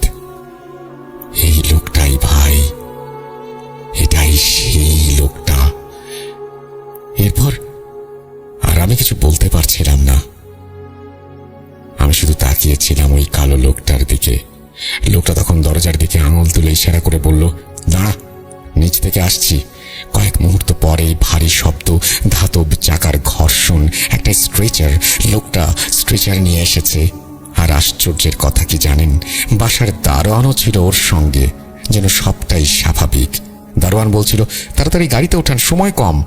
আমি কথা বলতে চাইছিলাম, চিৎকার করতে চাইছিলাম, কিন্তু ঠোঁট যেন সিল করে দেয়া হয়েছে। শরীর একদম পাথর। আমাকে চ্যাং দলা করে স্ট্রেচারে তুলে দেয়া হলো। এরপর অ্যাম্বুলেন্সে তোলার সময় একটু মাথা কাত করতেই দেখি আমার ছেলে নেমে যাচ্ছে। ওর মুখটা আমি আজও ভুলতে পারি না। অ্যাম্বুলেন্সের ভেতরে সেই লোকটা বসেছিল। সে আমাকে দেখে হাসলো। পকেট থেকে একটা ছেঁড়া ফাটা কাগজ বের করলো। কাগজটা দেখে একবার বিরক্ত হয়ে ড্রাইভারকে বলল, কিরে, গোলামের তো আজকে উঠবার কথা ছিল না। অ্যাম্বুলেন্স চলছিল, জানালা দিয়ে অন্ধকারে ছুটে যাচ্ছিল। ঠিক তখনই আমার পায়ের কাছে পেছনের দরজায় ধাম ধাম করে কেউ আঘাত করছিল। অজানা ভাষার কথা। আমি কখন ঘুমিয়ে পড়লাম জানি না। গোলাম সাহেব কথা থামালেন। ঘরে তখন নিস্তব্ধতা। তিনি শুধু বললেন, ভাই, ওটা স্বপ্ন ছিল না, কারণ পরদিন আমি হাসপাতালের বেডে চোখ খুলেছিলাম, আর আমার হাতের কবজিতে স্ট্রেচারের দাগ আজও আছে। হুঁশ ফিরতেই আমি সবাইকে আমার সাথে ঘটা ঘটনার কথা বললাম, কিন্তু কাউকে তেমন গুরুত্ব দিতে দেখলাম না। মনে হচ্ছিল আমার চাপ বেড়েছে, শরীরের দুর্বলতার কারণে আমি সব ভাবছি। তবে যত সময় বাড়ছিল ততই সেই কালো লোকের চিহ্ন আমার চোখে বারবার ভেসে উঠছিল। রাতে নিদ্রাহীন মুহূর্তে বারবার সে আসে, স্ট্রেচার নিয়ে আসে, আমাকে অ্যাম্বুলেন্সে তুলে দেয়। যেন সবটাই স্বাভাবিক ঘটনা। সেই রাতের সবকিছু অস্পষ্ট হলেও শারীরিক ভয়, মানসিক যন্ত্রণা এবং পরাজয়ের অনুভূতি একত্রিত হয়ে একটি অদ্ভুত, অতি প্রাকৃতিক রিদম তৈরি করেছিল। আমি বারবার দেখি অবয়বগুলো কখনো পেছনে আমার উপরে ঝাঁপিয়ে পড়ে। সাপিজি সব শুনে তাকে আশ্বস্ত করে সেদিনের মতো হোটেলে ফিরে এসে রাতে জিয়াউদ্দিন সাহেবকে স্মরণ করলেন। তার মনের মধ্যে তখন একগুচ্ছ প্রশ্ন ঘুরপাক খাচ্ছিল। কি তত্ত্ব এই ভয়ঙ্কর ঘটনা, এই কালো ছায়া আলোয়ার নামক সেই সর্দার? কেন হুমায়ুন পরিবারের ওপরেই তারা নজর রাখছে? তবে জাহাজে দেখা স্বপ্নে বিপদের পূর্বাভাসটা এখন স্পষ্ট। আর এই দুদিনের মধ্যে যা কিছু ঘটেছে তার সূত্রগুলোর ঘোলাটে ভাব ধীরে ধীরে স্বচ্ছ হচ্ছে। তবুও জিয়াউদ্দিন সাহেব এলে সাব্বিরজি জানতে চান সবকিছু কি একই সূত্রে গাঁথা? জিয়াউদ্দিন সাহেব উত্তর দেন, পিশাচ এসবই জিনদের একটি রূপ, আর আলওয়ার একটি শয়তান নিকৃষ্ট জিন জাতীয় সর্দার। রাবেয়া বিবি তোমাকে আগেই বলেছেন, কিন্তু হুমায়ুন সাহেবের পরিবারের ওপর এর নজর এত বছর ধরে কেন পড়েছে, আর এই 2 দিনে কেনই বা এসব ঘটেছে এখনো পর্যন্ত বুঝতে পারছি না। তুমি সাবধানে থেকো, আমি দেখি সূত্রটা কোথায়। এটা বলে তিনি চলে যান। টানা 4 দিন জিয়াউদ্দিন সাহেব খোঁজ করেও সমস্যার গোড়া ধরতে পারলেন না। হুমায়ুন সাহেবের পুরনো ঘটনা আর গোলাম সাহেবের ওপর চলমান অদৃশ্য আক্রমণ দুটো যেন একই অন্ধকারের সুতোয় বাঁধা, কিন্তু সেই সুতো কোথায় গিঁট খেয়েছে তা কেউ দেখতে পাচ্ছিল না। এই অনিশ্চয়তাই সাব্বিরজির বুকে ভারী পাথরের মতো চেপে বসেছিল। যুক্তির বাইরে গিয়েও তার মনে হচ্ছিল উত্তরটা ওই নিষিদ্ধ দ্বীপেই লুকিয়ে আছে। ঘটনা প্রবাহে একটু বিশ্রাম নিচ্ছি, কারণ শ্রোতা বন্ধুদের মনে প্রশ্ন উঠতে পারে কি এমন ঘটেছিল আন্দামানে আসার একদিন পর। চলুন এবার ঘটনার সেই অংশে যাই। হুমায়ুন সাহেবের বাড়ি যাওয়ার আগে সাব্বিরজির সাথে এমন কিছু ঘটেছিল যা প্রথমে তুচ্ছ মনে হলেও ধীরে ধীরে ভয়াবহ রূপ নেয়। সম্ভবত সেই মুহূর্ত থেকেই অদৃশ্য শক্তির নজর পড়েছিল তার ওপর।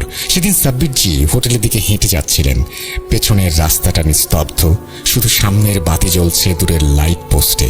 আন্দামানে এসে একদিন কেটে গেছে, কিন্তু সেই প্রথম দিনেই মাথার ভেতর অদ্ভুত একটা চাপ অনুভব করছেন তিনি।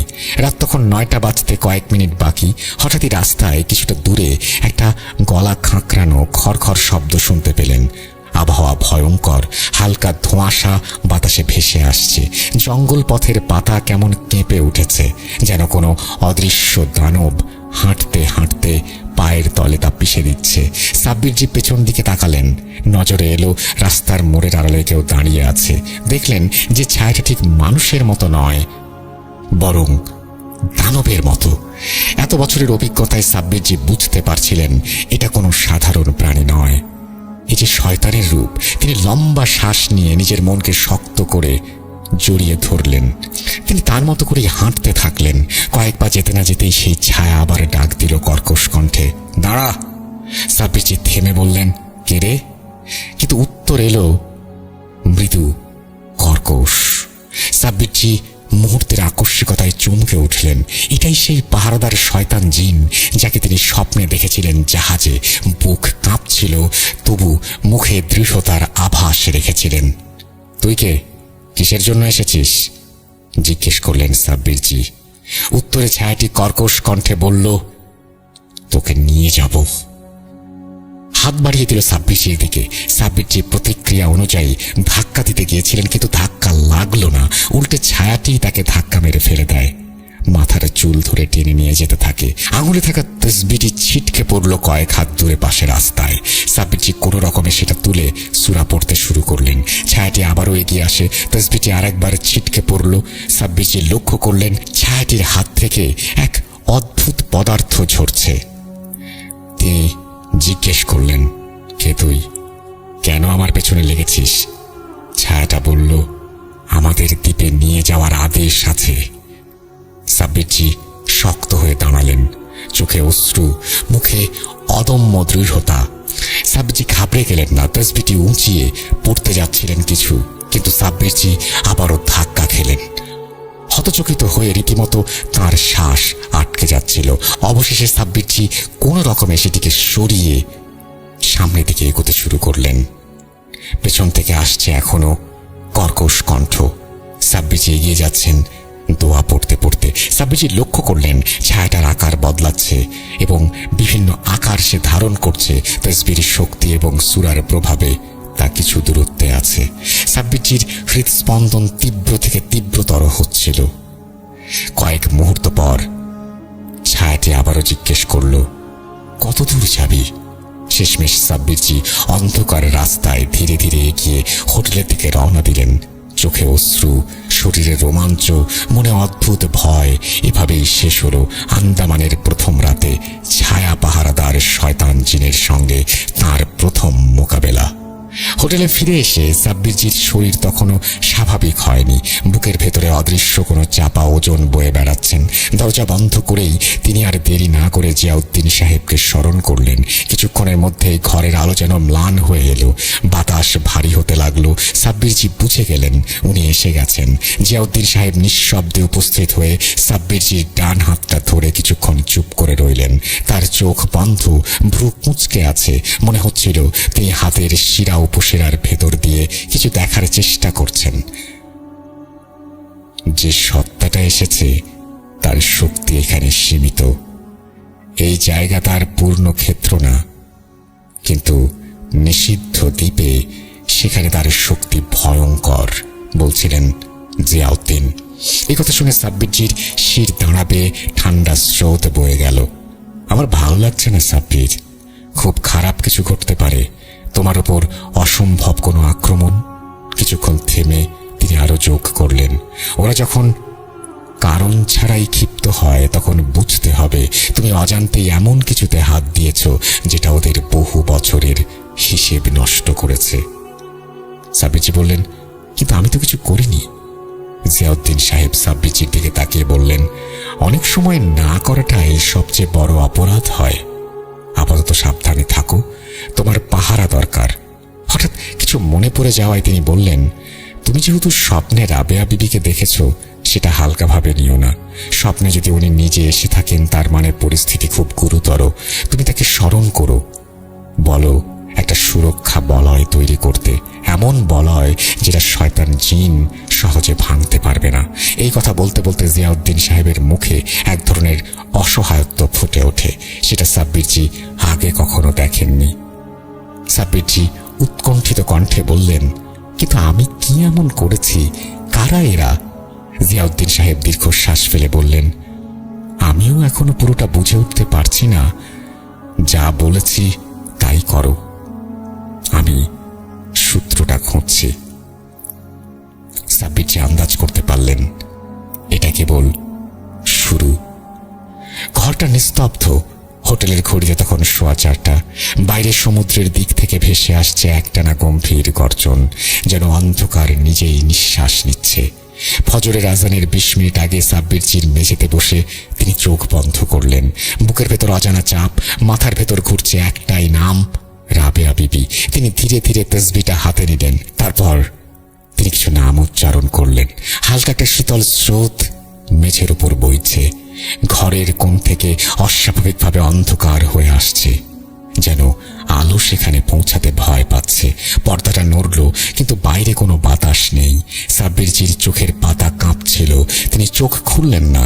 হঠাৎ কানে এলো খুব নিচু এক নারী কণ্ঠ, আসসালামু আলাইকুম। কেমন আছো সাব্বির? ডাকলে কেন? সেই কণ্ঠে কোনো প্রতিধ্বনি নেই, কোনো রাগ নেই, বরং এমন এক শীতল দৃঢ়তা যেন শুনলেই বোঝা যায় তিনি ভয় পান না কাউকেই। সাব্বিরজি চোখ খুললেন। ঘরের মাঝখানে মেঝে ছুঁয়ে ভেসে আছে মধ্যবয়স্ক এক নারী, কালো শাড়ি, কালো হিজাব, মুখের অর্ধেক ছায়ায় ঢাকা। তবু চোখ দুটো স্পষ্ট, অস্বাভাবিক উজ্জ্বল, অথচ করুণ, ঠিক যেমন স্বপ্নে দেখেছিলেন। রাবেয়া বিবি। তিনি দাঁড়িয়ে নেই, আবার বসেও নেই। সাব্বিরজি উঠে দাঁড়াতে চেয়েও পারলেন না। হাঁটু যেন মেঝের সাথে আটকে গেছে। জাহাজে দেখা দুঃস্বপ্ন, পাহারাদার শয়তান জিনের আক্রমণ, হোটেলের রাস্তায় সেই মুখোমুখি হওয়া, আর জিয়াউদ্দিন সাহেবের সতর্কবাণী, এক মুহূর্ত কিছু লুকালেন না। কথা বলতে বলতে তাঁর গলা শুকিয়ে আসছিল, কিন্তু তিনি থামলেন না। সব শুনে রাবেয়া বিবি দিয়ে এগিয়ে এলেন। তিনি সাব্বিরজির ডান হাতটা ধরে রাখলেন কিছুক্ষণ। সেই স্পর্শে হঠাৎই সাব্বিরজির শরীর কেঁপে উঠল, হাতটা যেন বরফে ডোবানো। রাবেয়া বিবির চোখ আধখোলা অবস্থায় রেখেছেন। কিছুক্ষণ নীরব থেকে তিনি গম্ভীরভাবে বললেন, তুমি যেভাবে সেই পাহারাদার জিনের সঙ্গে লড়াই করছিলে সেটা ঠিক হয়নি।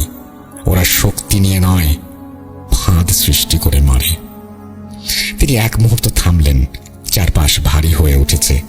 আমিও খুব পরিষ্কার জানি না, শুধু এটুকু বুঝেছি ও খুব পুরনো আর হিসেবি। আলোয়ার শুধু শয়তান জিনের সর্দার না, ও এক প্রাচীন লোভের নাম। ও মানুষের হস্তক্ষেপ সহ্য করতে পারে না। কিন্তু আমি হস্তক্ষেপ করেছি? সাব্বিরজি জিজ্ঞেস করলেন। করেছ কিনা জানি না। এই কথা বলার সঙ্গে সঙ্গেই ঘরের দেয়ালে হঠাৎ যেন একটা ছায়া নড়ে উঠল। তোমার চারপাশে ওরা ঘুরছে, পাহারাদার, দালাল, সবাই ভক্ষক। তোমার স্বপ্নের বর্ণনা অনুযায়ী এটা কোনো নিষিদ্ধ দ্বীপ। সাব্বিরজির শরীর কেঁপে উঠল। রাবেয়া বিবি দুশ্চিন্তার স্বরে বললেন, স্বপ্নে কেন তোমাকে থামাতে চেয়েছিলাম সেটা এখন পর্যন্ত বুঝতে পারছি না। তবে একটা কথা পরিষ্কার, তোমার সেখানে যাওয়া বিপজ্জনক। সাব্বিরজির দিকে চোখ তুলে তাকালেন তিনি। এখন যেহেতু পরিষ্কার নয়, সে তোমার পেছনে লেগেছে, সাবধানে থাকাটাই জরুরি। আমি তোমার পাশে আছি। এরপর আরো কিছু কথোপকথন হলো। তারপর তিনি অদৃশ্য হয়ে গেলেন। সবাই মনোযোগ দেবেন। এখন আবারও ঘটনার মূল প্রবাহে সেই জায়গায় ফিরছি যেখানে সাব্বিরজি গোলাম সাহেবের বাড়ি থেকে ফিরে জিয়াউদ্দিন সাহেবকে সমস্ত ঘটনা জানানোর পর টানা 4 দিন ধরেও তিনি সূত্রের জট ছাড়াতে পারেননি। তবে শয়তানটা হয়তো বুঝে গেছে সাব্বিরজির আন্দামানে আসার আসল কারণ। হুমায়ুন সাহেবের বাড়ি থেকে ফিরে আসার ঠিক 4 দিনের মাথায় সন্ধ্যেবেলা সাব্বিরজি, জিয়াউদ্দিন সাহেব ও রাবেয়া বিবি একসাথে বসেছিলেন। বাইরে সমুদ্রের দিক থেকে আসা হাওয়ায় লবণের স্বাদ, আর তার সাথে পচা শ্যাওলার গন্ধ। সাব্বিরজি জানালার দিকে তাকাচ্ছিলেন। তার অকারণেই মনে হচ্ছিল কেউ যেন দূর থেকে তাকিয়ে আছে, চোখ সরাচ্ছে না। সেই মুহূর্তেই সিদ্ধান্তটা পাকা হয়ে যায়। ব্যক্তিগত কারণে নয়, বরং এক টান তাকে সেখানে ডাকছিল। জিয়াউদ্দিন সাহেব আর রাবেয়া বিবির সতর্কতা সত্ত্বেও সাব্বিরজির দৃঢ় প্রতিজ্ঞা, নিষিদ্ধ দ্বীপে তাকে যেতেই হবে। জিয়াউদ্দিন সাহেব ও রাবেয়া বিবির কাছে বিষয়টা তুলতেই তারা এক কথায় না করে দেন। কথাটা শোনা মাত্রই রাবেয়া বিবির চোখ কেমন করে উঠল। জিয়াউদ্দিন সাহেব ধীরে ধীরে তসবিটা ঘুরিয়ে থামালেন। কয়েক মুহূর্তের নীরবতা। তুমি জানো না তুমি কি চাইছো? ওটা কোনো সাধারণ জায়গা নয়। সাব্বিরজি নাছোড় বান্দা, ওরা আমাকে ভয় দেখাতে চাচ্ছে। রাবেয়া বিবি কাছে এসে খুব নিচু স্বরে বললেন, দ্বীপে পা রাখলেই নিয়ম বদলে যায় সাব্বির। ওখানে মানুষ থাকে না। 10 মিনিটও বেশি থাকলে তোমার রুহকে চিনে ফেলবে ওরা। অনেক তর্কের পর শেষ পর্যন্ত জিয়াউদ্দিন সাহেব রাজি হলেন, কিন্তু শর্ত দিলেন 10 মিনিট, 1 সেকেন্ডও বেশি না। কিছু না হলে সঙ্গে সঙ্গে ফিরে আসতে হবে। সাব্বিরজি সম্মত হলেন। এখানে একটা কথা পরিষ্কার বলা দরকার, কেউ আবার যেন এটা না ভাবে সাব্বিরজি সেই বিখ্যাত সেন্টিনেল নিষিদ্ধ দ্বীপে গিয়েছিলেন। না, সাব্বিরজি এমন একটা নিষিদ্ধ দ্বীপে গিয়েছিলেন যার নাম লোকে খুব একটা জানে না। মানচিত্রে থাকলেও ওই এলাকার মানুষজনটার নাম মুখে আনে না, কারণ যারা গেছে তাদের অনেকেই ফিরে আসেনি। দ্বীপটা পুরোপুরি নিষিদ্ধও না। সরকারি কাজে কিছু নির্ধারিত মানুষ নির্দিষ্ট সময়ের জন্য ওখানে যায়। গোলাম সাহেব তখন আন্দামানের একজন প্রতিষ্ঠিত মানুষ। তাঁর পরিচয় আর প্রভাবেই সাব্বিরজি প্রয়োজনীয় অনুমতি পেয়ে যান। সবকিছু খুব তাড়াতাড়ি ঘটে যায়। গোলাম সাহেব নিজে একটা ছোট বোট আর অভিজ্ঞ মাঝির ব্যবস্থা করেন। মাঝিটার বয়স বেশি না, কিন্তু চোখ দুটো অস্বাভাবিক রকমের ক্লান্ত, যেন বহুদিন ঘুমায়নি। সাব্বিরজি ওর চোখে চোখ রাখতেই বুঝে যান এই লোকটা ভয় কি জিনিস জানে, আর সেই ভয় গল্পের নয়, চাক্ষুষ ভয়। এবার প্রশ্ন উঠবে যে সাব্বিরজি কিভাবে চিনলেন কোনটা সেই নিষিদ্ধ দ্বীপ? বলে রাখি, উত্তরটা লুকিয়েছিল তার স্বপ্নে। বাস্তবে বাজার করে ফেরার সময় হুমায়ুন সাহেবকে শয়তান ভ্যান চালক যেই জায়গায় ভয় দেখিয়েছিল, সাব্বিরজি সেই জায়গার পরিদর্শন করতে গিয়ে খাঁড়ির চরে বোট থেকে নামার সময় অদূরে জঙ্গলে ঘেরা যে ছোট্ট দ্বীপটিকে দেখেছিলেন, ওটাই স্বপ্নে দেখা সেই দ্বীপ। সেদিন বিকেলের দিকে তারা রওনা দেন। সূর্য ঢলে পড়েছে, আকাশের কোণে রক্তিম আভা, আর অপরদিকে রূপালী চাঁদের উঁকি দেয়া খাড়ির ওপাশে সেই ছোট দ্বীপটা অদ্ভুত সুন্দর লাগছিল। সুন্দর, কিন্তু সেই সৌন্দর্যের ভেতরে যেন লুকিয়ে আছে কিছু ভুল। সাব্বিরজি বোটের দিকে এগোতেই রাবেয়া বিবির কথা মনে পড়ে যায়। মনে রেখো, দ্বীপে পা দেবার জায়গা পাবে না। সব জায়গায় কিলবিল করছে শয়তানের দল। বোটে উঠতেই মাঝি বলে উঠল, স্যার বলছি ওখানে কেউ যায় না, গেলে ফেরে না। সাব্বিরজি শান্ত স্বরে বললেন, আমি জানি। মাঝি তখন নিজেকে আটকে রাখতে পারলেন না, কাঁপা কাঁপা স্বরে বললেন, আপনি বুঝতে চাইছেন না স্যার, ওখানে এমন কিছু আছে যা মানুষের চিন্তা শক্তির ঊর্ধ্বে। শুধু সরকারি কারণে দ্বীপটা নিষিদ্ধ নয়, আমার দাদুর মুখে শুনেছি সেখানে আদমখোর পিশাচও আছে। এখন আপনি যদি তাদের নাগালে যেতে চান তাহলে বুঝতেই পারছেন কি হবে। ক্ষুধার্ত সিংহ যদি বেশি দিন শিকারের অপেক্ষা করে। এই কথাগুলো বলার সময় চারিদিক নিস্তব্ধ হয়ে যায়, যেন জঙ্গল, পাখি, জল সব কান পেতে শুনছে। সাব্বিরজি এবার কঠোর স্বরে বলেন, তোমাকে গোলাম সাহেব ঠিক করেছে বিশ্বস্ত ভেবে। তোমার দায়িত্ব আমাকে ওখানে নিয়ে যাওয়া। আর কথা বাড়িও না, দেরি হয়ে যাচ্ছে। মাঝি আর কথা বাড়ালো না, ইঞ্জিন চালু করলো। খাড়ির স্বচ্ছ নীলাভ জলের বুক চিরে বোট এগিয়ে যেতে লাগলো। দ্বীপটা যতটা কাছে আসছিল ততই বাতাস ভারী হচ্ছিল, একটা চাপা গন্ধ। বোট থামানোর আগে মাঝি শেষবারের মতো বলল, স্যার, আপনি তো আমার কোনো কথাই শুনলেন না। একটা কথা রাখুন, গোলাম স্যারকে আমি কথা দিয়েছি যখন আপনাকে সুরক্ষিতভাবে ফিরিয়ে নিয়ে যাব তখন দয়া করে তাড়াতাড়ি কাজ মিটিয়ে ফিরে আসবেন এখানে। সাব্বিরজি কিছু বললেন না, আর ঠিক তখনই জঙ্গলের ভেতর থেকে কারা যেন কুৎসিতভাবে হেসে উঠল। 10 মিনিটের কাউন্টডাউন তখন শুরু হয়ে গেছে। সাব্বিরজি মাঝির দিকে একবার তাকিয়ে হ্যাঁ সূচক ইশারা করতেই ধীরে ধীরে এগিয়ে গেলেন দ্বীপের গভীরে। গাছগুলো এত ঘন যে চাঁদের আলো মাটিতে পৌঁছাতেই পারছিল না। পা ফেললেই শুকনো পাতার চাপার শব্দ, কিন্তু সেই শব্দ কান পর্যন্ত যাচ্ছে না। হাঁটতে হাঁটতে হঠাৎই তার বুকের ভেতর কেমন একটা শীতল অনুভূতি হলো। মনে হলো কেউ যেন তাকে তাকিয়ে দেখছে। থমকে দাঁড়িয়ে চারিদিক তাকালেন সাব্বিরজি। কিছু নেই, শুধু গাছ, লতা, গুল্ম আর অদ্ভুত ছায়া। মাথার ওপর হঠাৎ অদ্ভুত একটা শব্দ হলো, আর ঠিক তখনই অ্যাম্বুলেন্সের সাইরেন। এক মুহূর্তে পুরো জঙ্গল যেন কেঁপে উঠল। চোখ ধাঁধানো হেডলাইট, পকেটের ভেতরে তসবিটা জ্বলতে শুরু করেছে অস্বাভাবিক গরম। সাব্বিরজির মাথার ভেতর একটাই প্রশ্ন, এখানে অ্যাম্বুলেন্স এলো কোত্থেকে? ভাবার সময় পেলেন না। ড্রাইভারের সিটে বসে থাকা লোকটার মুখ স্পষ্ট হতেই বুকটা কেঁপে উঠল। এই মুখ, এই বিকৃত হাসি, এই শয়তানটাই তো। লোকটা অ্যাম্বুলেন্সের জানালার ভেতর থেকে ঘাড় কাত করে তাকিয়ে আছে। ঠিক তখনই দূর থেকে মাঝির কাঁপা কণ্ঠ ভেসে আসলো, স্যার দৌড়ান! আর দেরি না করে সাব্বিরজি দৌড় দিলেন। পেছনে অ্যাম্বুলেন্স স্টার্ট দিচ্ছে, জঙ্গলের ভেতর দিয়ে গাড়ি ধাওয়া করছে। হেডলাইটের আলো ক্রমশ তার পিঠে পড়ছিল। শয়তান আদমখোরগুলো দৌড়াতে দৌড়াতে হঠাৎ সামনে বেঁকে ফোঁসফাঁস শব্দ শুনলেন তিনি। চমকে তাকালেন। মাঝির চোখ লাল, মুখে আতঙ্ক। সে আঙুল দিয়ে দেখিয়ে বলল, স্যার এদিকে। সাব্বিরজি দৌড়ালেন, কিন্তু কয়েক পা যেতেই পেটের ভেতর তীব্র মোচড়, যেন ভেতর থেকে কিছু ছিঁড়ে যাচ্ছে। খাড়ির পাড়ে পৌঁছাতেই অদৃশ্য এক শক্তি সজোরে পেটে আঘাত করল। তিনি ছিটকে পড়লেন। চোখ খুলতেই প্রথম যে জিনিসটা দেখতে পান সেটা যন্ত্রণা। পেটের ভেতর যেন আগুন জ্বলছে, শ্বাস নিতে কষ্ট হচ্ছে, মাথা ঘোরাচ্ছে। একটু ব্যথা কমতেই চারপাশের শব্দ ভেসে এলো, জল, জঙ্গল জুড়ে অজস্র পশু পাখির ডাক। কিন্তু সেই ডাক স্বাভাবিক নয়। হঠাৎই পেছন থেকে ধূপধাপ করে মারার শব্দ। মাথাটা কাত করতেই সাব্বিরজি যা দেখলেন তাতে বুকের রক্ত হিম হয়ে আসে। মাঝিকে কেউ মারছে। চোখ কচলে আবার তাকালেন। না, ভুল নয়, যে মারছে সে আর কেউ নয়, সেই পাহাড়দার শয়তান জিন। বাস্তবে ধাওয়া করা, অ্যাম্বুলেন্স চালানো একই সত্তা। শয়তানটার চোখে চোখ পড়তেই সে কর্কশ গলায় চিৎকার করে উঠল, বলেছিলাম না তুই আসবি? সাব্বিরজি তাকিয়ে দেখছিলেন। পেটের তীব্র ব্যথায় নড়তে পারছিলেন না। তসবি পকেটে আছে, কিন্তু হাত তুলতে পারছিলেন না।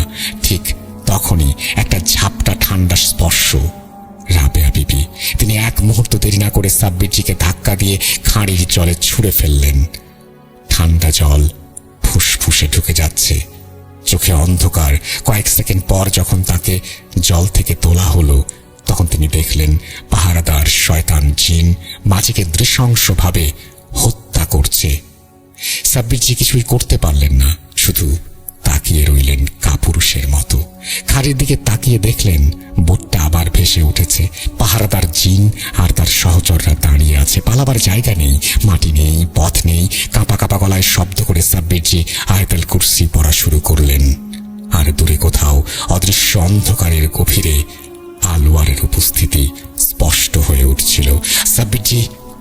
কুরসি পড়ছেন। খাড়ির জলের ওপর অদ্ভুত ঢেউ উঠতে শুরু করেছে।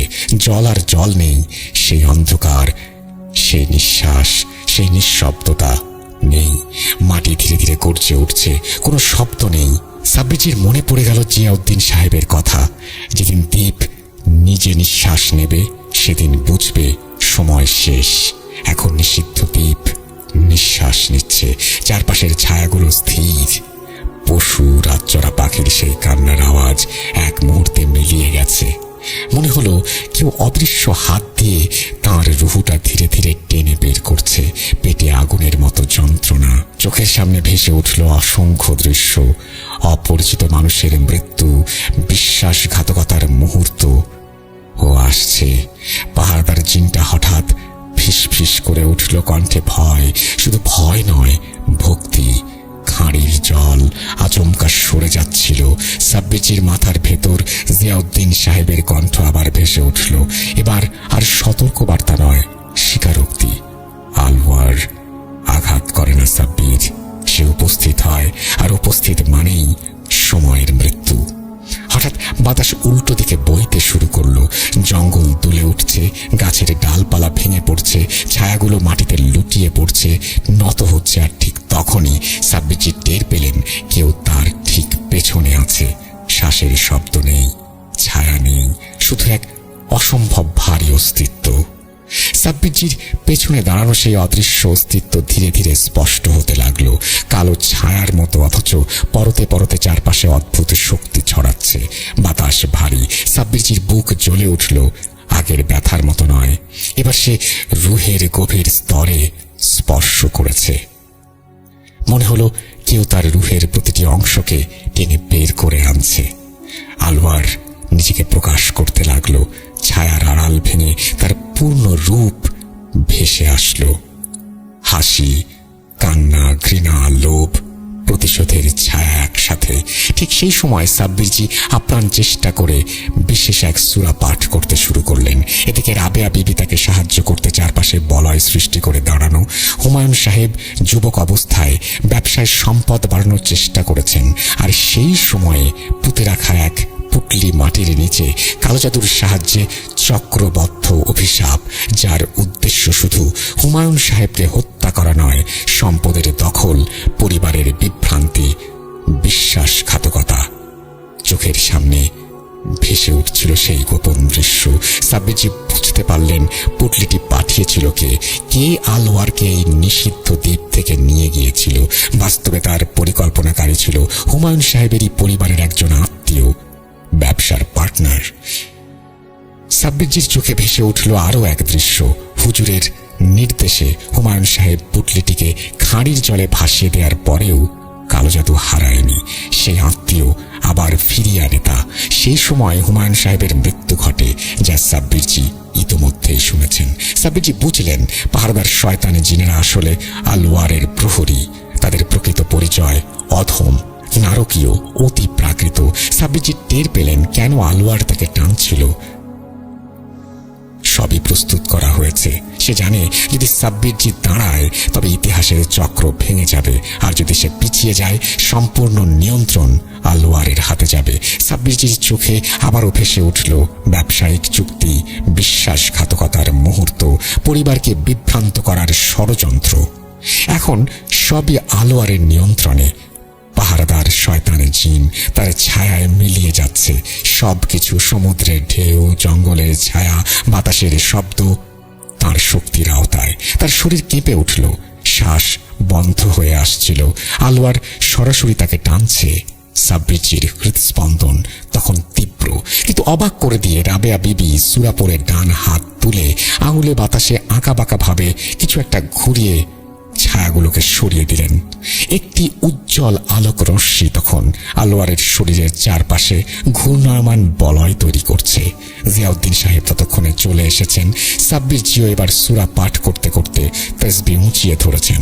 সূরার প্রতিধ্বনি আলওয়ারের কানে ঢোকা মাত্রই তার শরীরের প্রতিটি কোণ কেঁপে উঠতে শুরু করলো। তিনজনের একত্রিত শক্তি রাবেয়া বিবির বলয়কে আরো শক্তিশালী করেছে।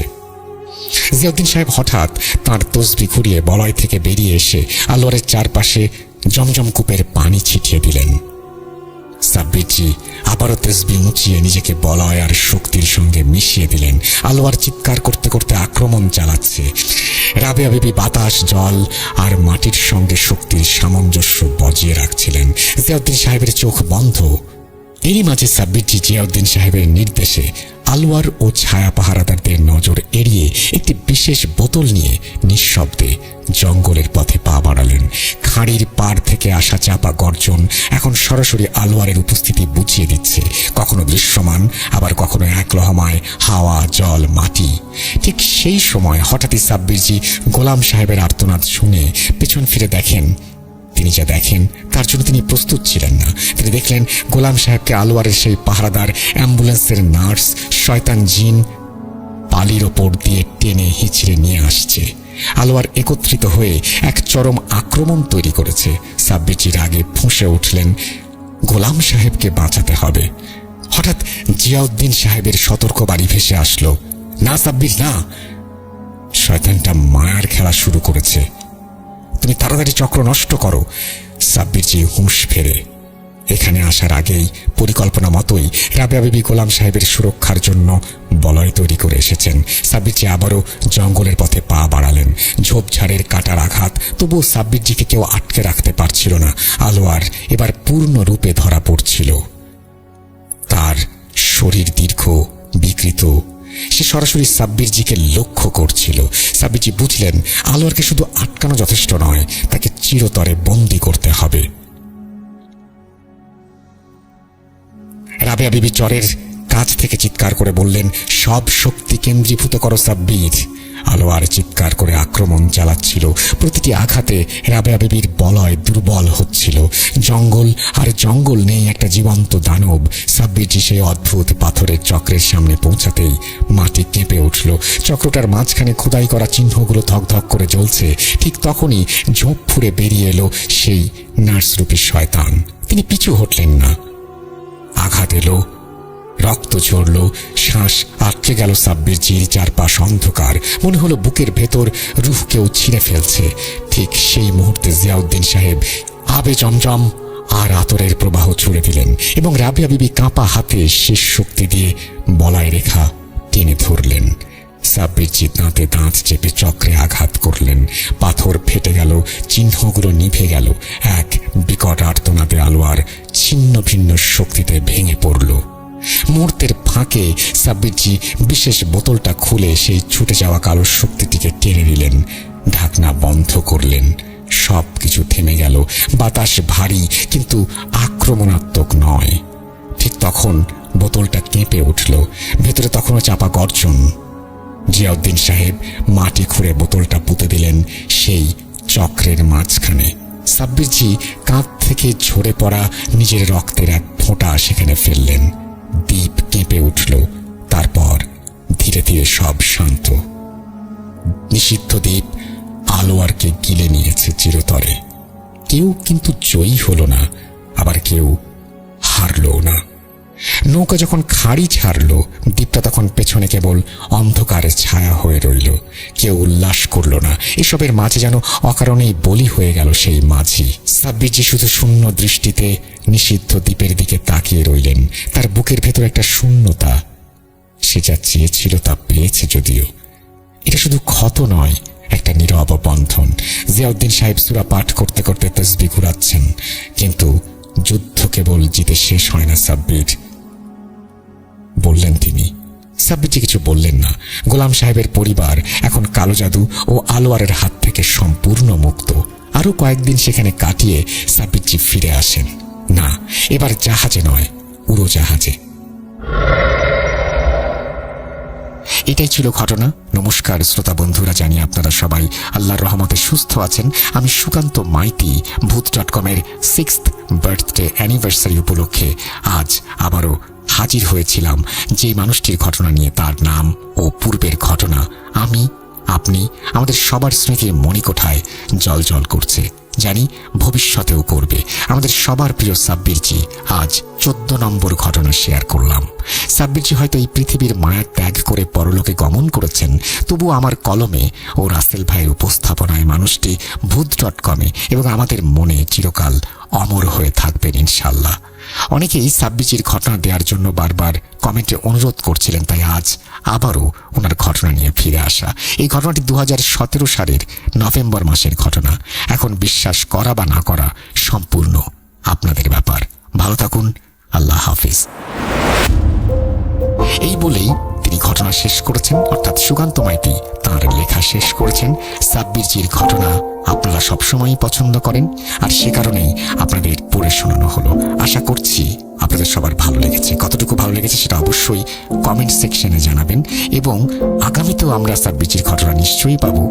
আর আপনারা সবাই যারা ঘটনা পাঠাতে চান আমাদেরকে ঘটনা পাঠান। আমাদের ইমেল অ্যাড্রেস তো আপনারা জানেনই, তারপরেও আমাদের ইমেল অ্যাড্রেস আরও একবার মনে করিয়ে দিচ্ছি, russell.booth.com@gmail.com। আপনার নাম, ঠিকানা এবং ফোন নাম্বার সহ আপনার জীবনে ঘটে যাওয়া বা আপনার জানা সেরা ঘটনা লিখে পাঠাতে হবে আমাদের কাছে। ঘটনার শুরুতে অবশ্যই উল্লেখ করুন যে ঘটনাটি আপনি স্টুডিওতে এসে শেয়ার করতে চান, নাকি আপনি চান আপনার ঘটনা আমরা পড়ে শোনাই।